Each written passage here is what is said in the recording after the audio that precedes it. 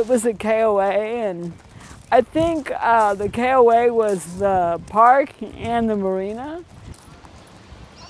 And then the people that own the whole kit and caboodle sold this side to whoever owns it.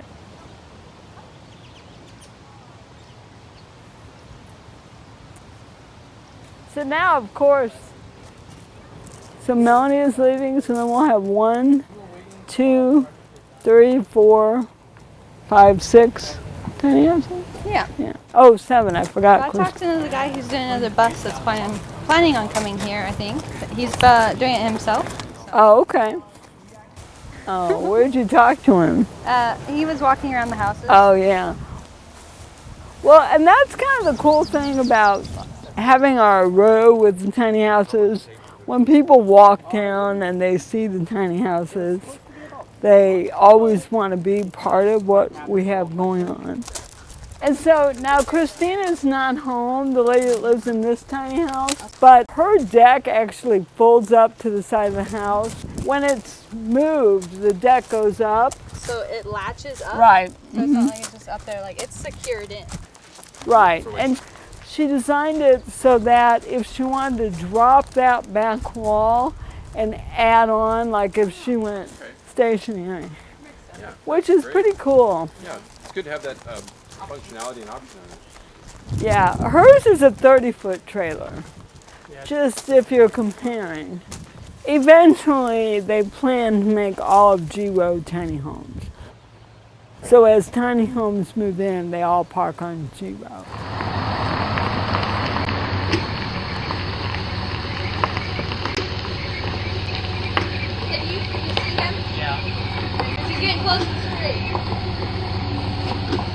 It's one of the few places in Northern California where you can live full-time, because a lot of them it's all month to month.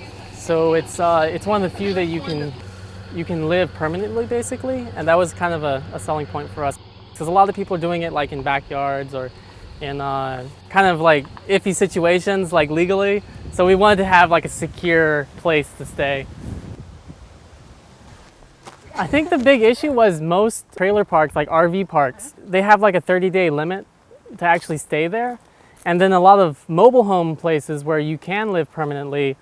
They want mobile homes. They don't do RVs and mobile homes. It's just, mobile homes. So it's kind of difficult to find one where it's RVs and a permanent living situation. But a lot of the RVs don't want tiny houses because they're like, that's not an RV.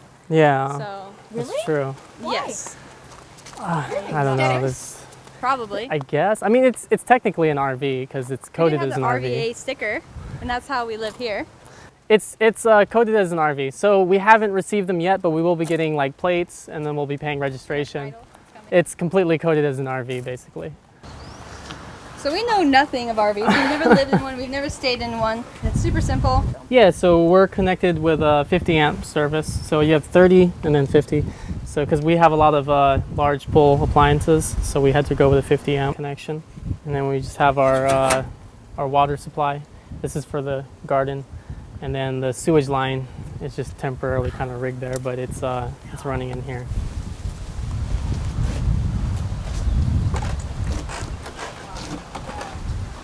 We were actually in the military, and then we recently got out, and then we moved out here for school. So yeah. So you can pretty much sit up on the bed as long as you're not super tall. Then you can have space underneath you don't have to bend over to get into. And like, for cleaning and everything, if you gotta like get up here and vacuum, it's not terribly bad. No. I might put up like some little wires right here that go to the stair, because it is a bit nerve-wracking when I get into the corner to vacuum, and I'm like looking over the edge. One of the options was like the actual privacy wall that comes up to maybe here-ish, and it's solid, but we felt like it would kind of make the space feel smaller from the kitchen, from down below. It would kind of seal it up, so we wanted to be able to let this slide in from the top into the rest of the house. Because these windows up here pretty much black out, and then it's a deal layer. When we first came up with the idea, we were deployed, and it's 2 people to a little container. Pretty crazy. On that deployment, they had us in these like shipping container things. They're called RLBs, but they're basically probably about half the length of this house here. And 15 it's feet actually, we measured it. okay. It's here, let me slide past you. Now, I will say what's awesome is this induction can boil a liter of water in 3 minutes. Yeah, it's very 3 powerful. This is his kitchen. Yeah, I'm kind of the cook. We spent about 10 months out there in total in those buildings, so we eventually kind of got used to it. The little pantry, and then we realized that if we just added in a few appliances, a few things here and there, we could actually pretty much make it a long-term living situation. Sounds amazing. So yeah, our goal was to get a full-size shower because a lot of the tiny homes had really small stalls. So we wanted something that was like a normal residential size. And we also, one of the features we wanted that we could never find anywhere else was a dual-headed shower. It's just so big. It's pretty crazy. Yeah, it's quite big. You can... Good shower. It is. Yeah, we'll put your arms up. Yeah, it's... Yeah. I mean, nobody stands like It's this, like- but there's yeah. tons of room. So. When we got back, at the time, we were paying $2,000 a month back in Suisun City, California. What a great book. Right, I know. I'm trying to study out. Oh, that's all right. And that was just getting too high, and we were realizing that we could have already paid for a tiny house with the amount of money we'd spent in rent. And that was the cheaper area. If the neighboring cities, they're kind of a little higher price, those were like basically upwards of $2,000 for any kind of house. And if you want an apartment, it's like $1,500 or so. So it was just too much after a while.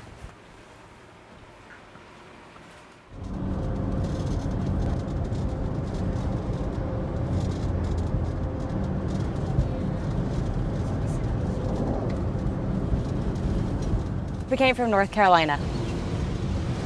We went to the Bay Area first, just because we heard that it would be fantastic and we would love it. But it wasn't our cup of tea. Even for RV parks and things like that in the Bay Area, one of the best deals I saw was like $1,400 a month, I think, just to park.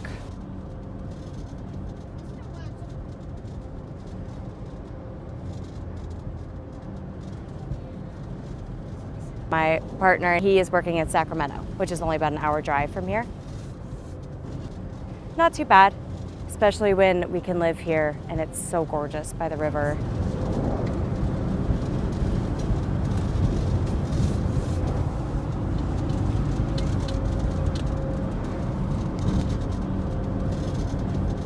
We actually found this place advertised as a tiny home community, and I just thought that sounded awesome.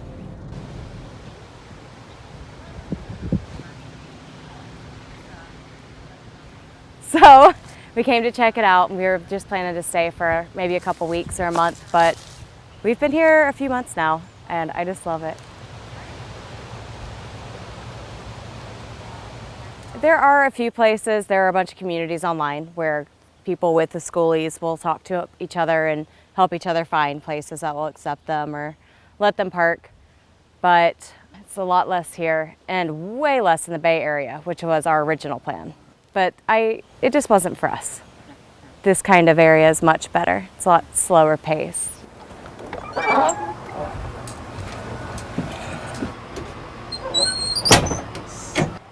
When we bought it, it still had the seats in and the rubber floor and the terrible ceiling.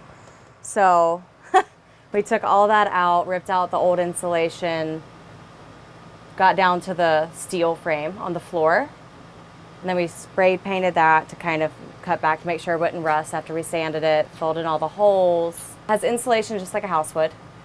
And then we put down, the first floor is plywood. So this is still the plywood floor. And then this is the 2x4s that we made as the base. Put down just like you would in a house. And this floor on top is bamboo. I'm not quite finished with the colors, but couldn't decide. He said I could paint it any color I wanted, so I picked all of them. Our kitchen setup's really, really basic right now. We're gonna upgrade it slowly. You can kind of see there's like some dry food. There's cans, hot sauce, grits, beans, everything down here. We cook everything on this, our little induction cooktop. It's definitely supposed to be way more energy efficient than anything else. And I didn't want to do propane personally. So our freshwater tank is over here. So right now we just have these little switches here for the water. And then our shower that we built, we've got a tankless electric water heater that is just right at the shower base there. And it heats by the time it comes out. It is super hot, which is fantastic. Yeah, our bathroom's here. Little compost toilet that we've made here. Very basic. Were you worried you wouldn't find a place to park? A little. Yeah. I figured we would. Everything else had worked out so well up until then. It still is, so. Yeah. Yeah. Just kind of roll with it. Literally.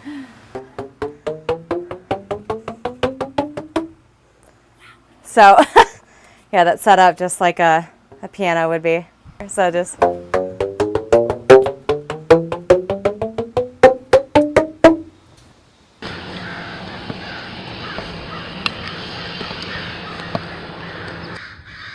The big tiny house that was next to me is gone. The RV that's there now is a long-term parker. I'm glad to have them next to me.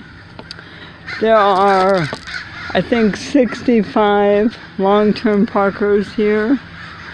And as you can see, they're parked in everything from pop-up campers to tiny houses and everything in between. The park has its own cabins. These are really, I think, considered tiny houses. So this is the back end of the park, and you can see that there's a converted school bus there. The school buses moved. They said they weren't getting enough light. They were parked here in this empty space. A lot of people said when I told them that I was going tiny, "Oh, please don't tell me you were going to live in a trailer park." Well, I guess I do live in a trailer park.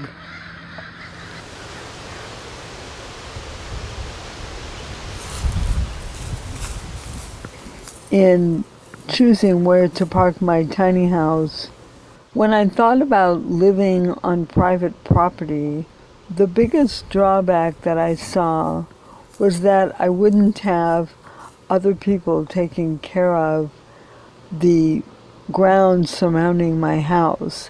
That was an important consideration for me as a middle-aged and disabled woman. So this is my house. My house is all cedar siding. It has 10 windows. It's on an 8.5 by 24 foot trailer. The deck that I have, the little porch that I have, was built here after I moved. Everything in the house came with me from Missouri. It was important to me to have a house that looked like a house. Yeah. The wood of the loft rails are from my home in Kansas City. The bookshelf up there was made by my great-grandfather. It's amazing, everything just fits perfect. Yep. I bought this chair at the flea market and it fits just perfectly. Great. And an added benefit, it's an antique storage. So, and if you see where that silk scarf is, that's my hanging clothes. Yeah, and I sleep here on the day bed. I am disabled, so I didn't want to be going up and down stairs all the time, but I'm a writer, so I had to have an office. Those are great stairs. Those stairs were designed for my disability. The rise is shorter than normal stairs, and it was canted so that I could easily get up and down it. So it is, this height right here is 58 inches, and I'm 5'2", so a tall person could not walk up here and sit down. But I have no problem. So my house in Kansas City was 2 stories. And my bedroom, the main bedroom was upstairs. But there was a bathroom up there. So I was a little worried if I had to use the restroom during the night. So that's why I put my sleeping in here. So when people come to visit, this ladder cants out into the room. I can walk up it, but being a person with a disability, I would not want to do this for sleeping. It's a little scary. But no, I've had company here and they have no problem with that. No. So in a sense, you have a 2-bedroom. Well, 2-bedroom with an office.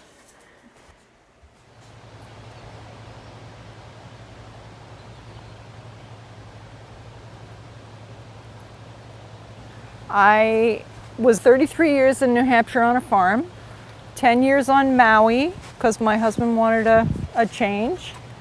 He died. And then I knew I wanted to be near one of my daughters who is in Oakland. So to get out here, I came to the place that was accepting tiny houses, which is here. This has been really fun because I haven't lived in a community like this pretty much ever. Okay, so I could not find a plan that was what I wanted. And so I have enough building experience to create it myself. I stole some ideas from other tiny house builders. The movable bed. So this, like Anna White's design, comes up and down. I had a hand crank and that proved to be too hard. So I put an electric hoist in. It took me a while to get used to it. It's the one thing that has proved to be anxiety producing for me. So I have to put it up and then take the bolts out.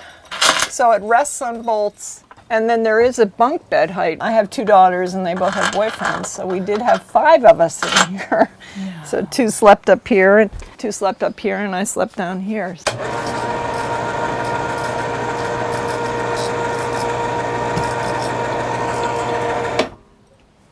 I just have to make sure this slides by easily.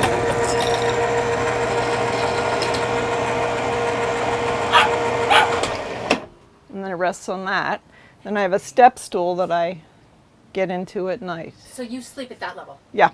And the reason I did that was I didn't want to have to mess with any of this stuff down here. I just wanted to make it as streamlined as possible.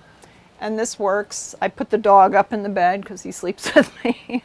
Did you make the bed? I mean, Yeah. So what did you buy here? I mean, it's a garage storage area contraption. So this, and then the hand crank, so not this, but the hand crank went with it, and these pulleys, and the cables. This is a barn door rail, and the hardware that attaches to this is a barn door. The hoist, this is 300 pounds. So I got this will handle 880 pounds. So I wanted something that I didn't have to worry about at all. When I use this tool to keep everything in the right place. So again, it's jerry-rigged. You know, it's not, somebody didn't come up with this for this design. So it works. But for instance, I have to move it over. And when it gets up to there, I have to make sure it's gonna go like that. So the cables don't get twisted. yeah. And you can hear, I mean, it causes me anxiety every time I do it.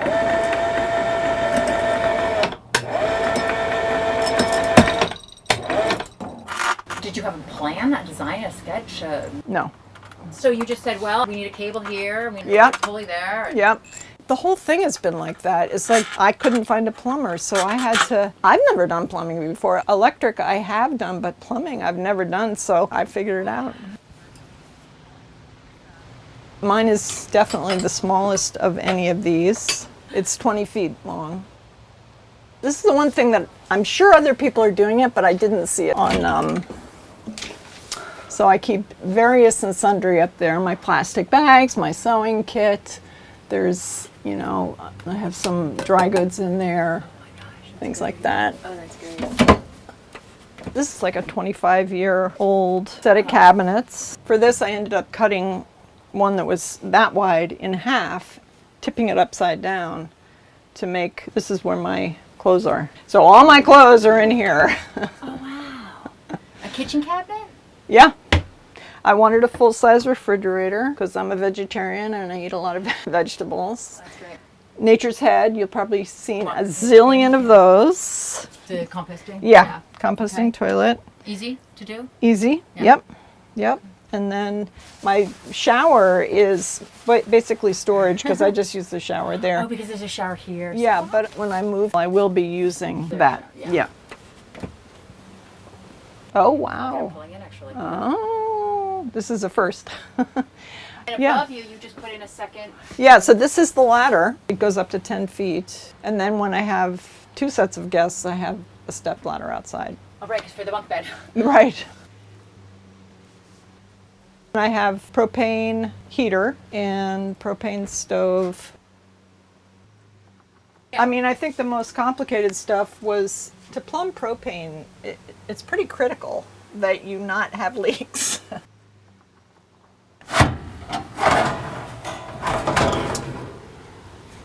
So that was probably the most, all of this was probably the most intricate, but they had a schematic for it with the Rheem water heater, and they said what parts to get. So I got the parts, right? You know, used PEX for all of the water system, and that definitely makes it easy. This is PEX. You can either do clamps, or else this just friction fits on.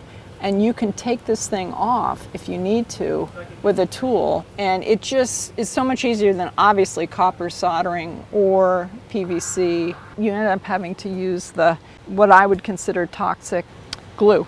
And then at some point I want to have solar, but it was enough of an expense to do this. Do you expect to stay in this then? Is the idea to kind of, this is your home now and you'll move your home with you? Yes, and part of it is because I want to be near my daughters. One's in Australia. She'll be back in 3 years. I'm not sure where she'll be. I just wanted to create some mobility for myself, and it's cheaper rent. And the prices here? The prices, it's $650 a month now. Okay. And then we're paying a yearly rate, which is you only pay for 10 months instead of 12. Okay. So you get about a little over $1,000 off. Okay. So it's not too bad. You can see that there's an electric meter here. We do pay electricity separately. Water and sewer are included, along with trash and recycling. We have our own fresh water tank, our own electricity. To run an AC all the time right now, we do plug in. Our last electric bill was $20. So Not that much, huh? yeah, our inverter, the way we have it set up, it runs off the solar first. We have 4 340-watt panels. They provide enough electricity to almost be completely off of the electric grid because it does get over 100 degrees here for a few days at a time, and I have cats. We wanted to keep the temperature lower. We made the bed huge because there are 3 cats, but all they want to do is sleep all day because they're old, so we built a huge bed so that they could sleep all the time. So our inverter and our batteries live under the bed. You can see where we brought our solar panel power in here. It goes to the charge controller to make sure that not too much electricity comes in and blows the batteries pretty much. And we learned all of this as we went. Neither of us are electricians. We have never done anything like this, so it's really fun, really exciting. We have a 6,000 watt inverter, which is pretty big. Our inverter is set up right now so that it runs off solar until it has to kick on to the plugged in electricity. So that's the sound of the inverter switching over to electric. When the inverter beeps like that, that means that the solar power has run out for what we are running currently, and it's going to switch over to the plugged in. Yeah, just a little messy. But yeah, we have a fridge, just a small freezer space. I made some blackberry jam the other day. Oh, those are wine too that are fermenting currently. Yeah, you can see the carbonate, the CO2 coming out, so you can see them bubbling.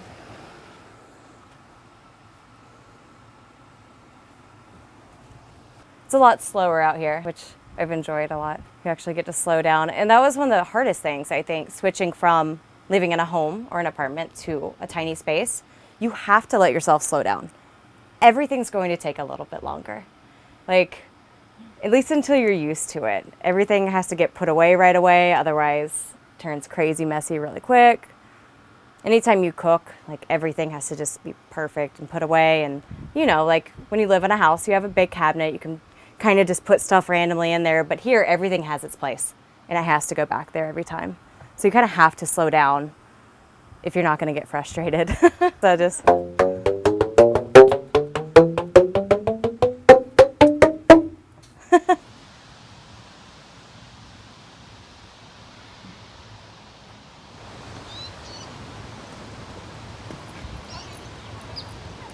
Now So he basically- built the stable. We had to make one built that, the table? yeah, and the couch actually.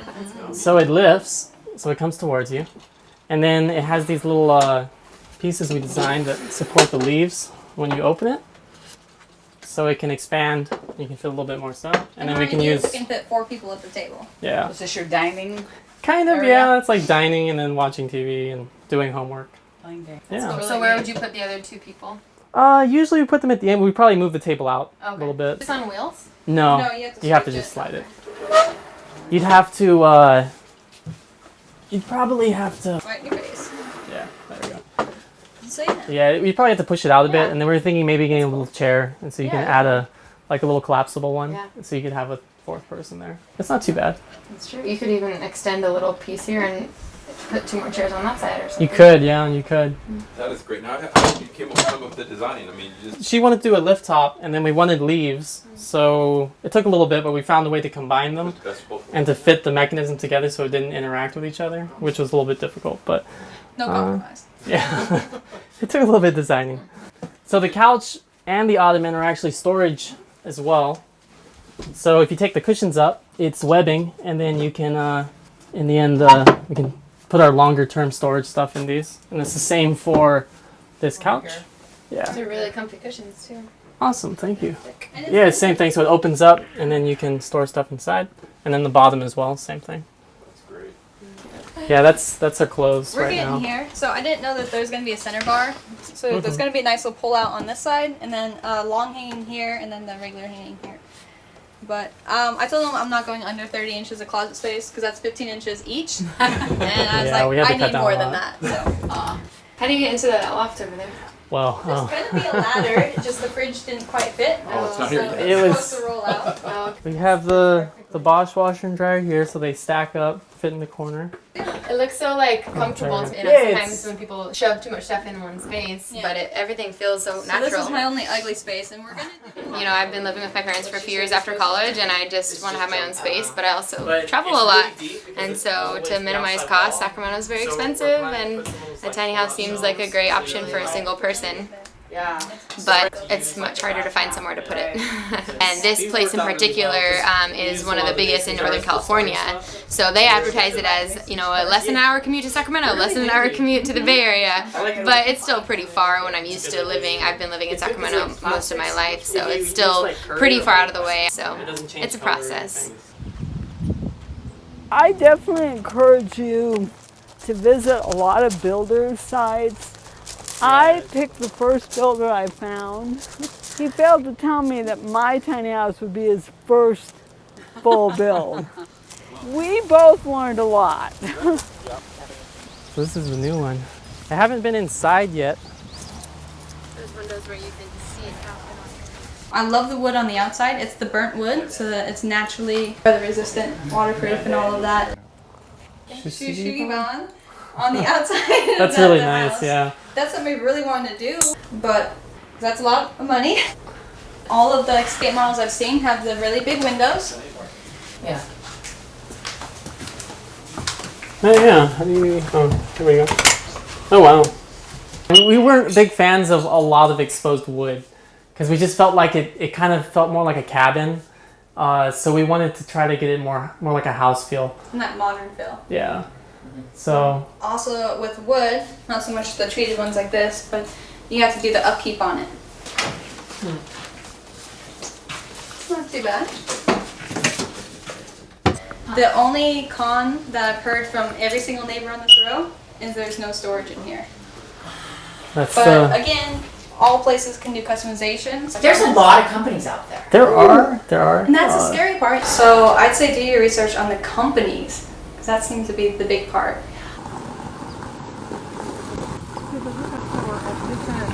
So it doesn't make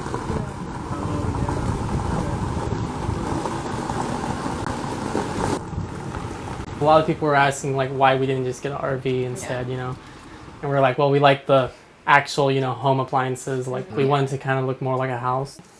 You know, It feels like a house too. I had friends who, when they got married, they bought a $10,000 RV to live in and save money to buy a real house in a couple years. But I'm just like, you walk in, it feels so temporary. Everything like feels like it's gonna fall apart. Yeah. And that's like why I wouldn't really be interested in doing that. Like a tiny house feels so much more permanent and comfortable in that way. Yeah, everything's built basically to home standards. The roof is like a 30-year warranty on the material. Like siding has a 15-year warranty or whatever. So it's all the same kind of things as you would get in a house, basically. So is your intention to leave it here for a set period of time, or you plan on relocating shortly? Yeah, we're using it out of here for school. So it'll probably be about 2 years-ish before we think about moving. Do you expect to stay? Yes, we do, definitely. I love this park. I'm a huge fan of the community, and on top of that, it's cheap. So. Yeah. And even if you did move or need to move, do you think you'll keep this? Will this be your home, do you think, for a while? Or Definitely, yeah. Probably at least 20 years. We were hoping, yeah, to get about 20 years out of it. The long-term goal is to get our own piece of land, depending on how the laws fall, you know, in place. But to be able to get our own place out somewhere, we're not really sure where yet.